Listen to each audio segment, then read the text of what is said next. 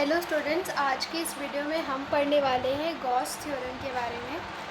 Gauss theorem को पढ़ने से पहले सबसे पहले आपको इलेक्ट्रिक फ्लक्स के बारे में जानना ज़रूरी है। अब इलेक्ट्रिक फ्लक्स क्या होता है? इलेक्ट्रिक फ्लक्स होता है फाई।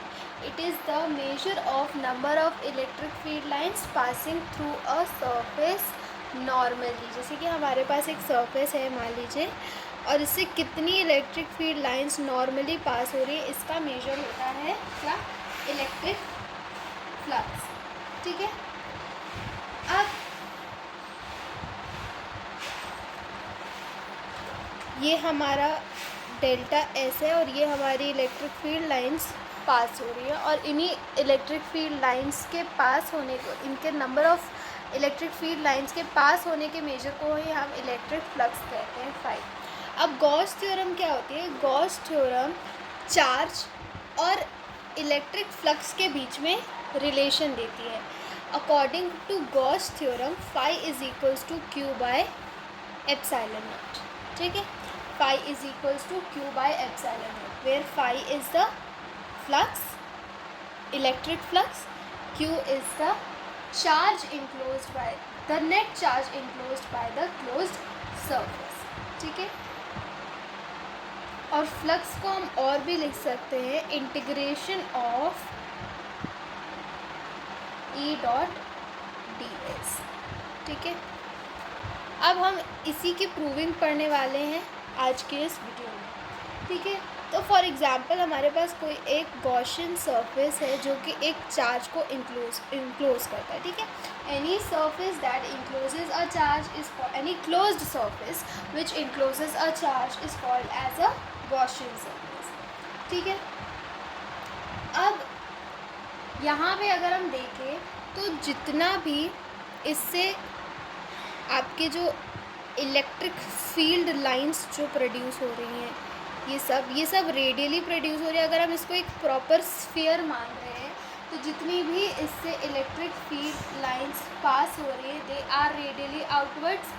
ठीक है।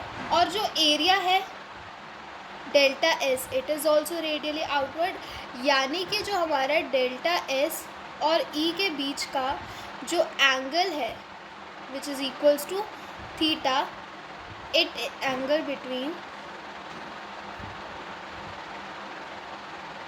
ई एंड डेल्टा एस थीटा, ये हमारे पास कितना आ रहा है? ज़ीरो, क्योंकि ये आपस में पैरेलल है। क्योंकि दोनों रेडियली आउटवर्ड है तो दोनों आपस में क्या हो गई? पैरेलल हो गई। ठीक है। तो अगर ये अभी मैं आपको समझाने के लिए डायग्राम बना रही हूँ, प्रॉपर डायग्राम हम नेक्स्ट पेज पे बनाएंगे। ये अभी मैंने आपको समझाने के लिए ये डायग्राम बनाया है। तो ये अगर इस सर्कल से ये आपकी रेडियली आउटवर्ड ये पास हो रही है इलेक्ट्रिक फील्ड लाइंस, ये आपके हो गए इलेक्ट्रिक फील्ड लाइन, और ये क्या हो गया? ये हो गया एरिया। ठीक। अब इसी से इलेक्ट्रिक फील्ड लाइन भी पास हो रही है, इसी से एरिया भी पास हो रहा है। तो अगर हम यहाँ पे ई बना रहे हैं तो हम यहाँ पे ही डेल्टा एस भी बना सकते हैं। ठीक है। ये तो पूरा इस सर्कल स्फेयर का रेडियस है, सभी स्फेयर के रेडियस है। अगर ये सेंटर होता, ठीक है, अगर हम मान रहे हैं कि क्यू सेंटर पे, तो ये सभी स्फेयर के रेडियस है। तो यानी कि ई और एस जो है वो आपस में पैरेलल है। मतलब इस तरीके से ये ई है, अगर ये वेक्टर ई है तो ये है एरिया वेक्टर। ठीक है, डी एस। ठीक। तो अब हम इसको प्रूव कैसे करते हैं, इतना आपको समझ आ गया। ये बेसिक नॉलेज जो है वो आपके पास होनी चाहिए। और एक फॉर्मूला जो आपको जानना चाहिए, E is equals to 1/4 pi epsilon naught Q by r square. I hope ये फॉर्मूला आपको पता है ऑलरेडी। तो आइए अब हम लोग इसकी प्रूविंग करते हैं। Now let S is a sphere of radius, let surface S be a sphere of radius r centered on q, then S is a Gaussian surface। तो हमें पता है कि अगर कोई भी ऐसा कोई शेप है जो कि रेगुलर भी हो सकता है, इरेगुलर भी हो सकता है, कोई भी ऐसा सरफेस जो कि चार्ज को इंक्लोज कर रहा है, उसे हम क्या कहते हैं? गॉसियन सरफेस कहते हैं। तो यहाँ पे हमारे पास एक स्फीयर है, वो किसको इंक्लोज कर रहा है? क्यू चार्ज को इंक्लोज कर रहा है। तो यानी कि वो हमारा क्या हो गया? एक गॉसियन सरफेस हो गया। अब हम electric field at any point in the Gaussian surface is equals to at any point on S, ठीक है, इसे हमने एस माना है, any point on S is given by E is equals to 1/4πε0 Q/r², right. अब जो मैंने आपको यहाँ पे एक्सप्लेन किया था ऊपर कि दोनों आपस में पैरेलल है, तो दोनों के बीच का एंगल कितना है, 0 डिग्री, ठीक है। सो field at all points is radially outwards, ठीक है, field at all points on S is radially outwards, ठीक है। So also area element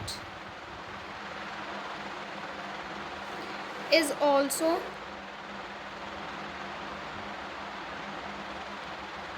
radially outward, ठीक।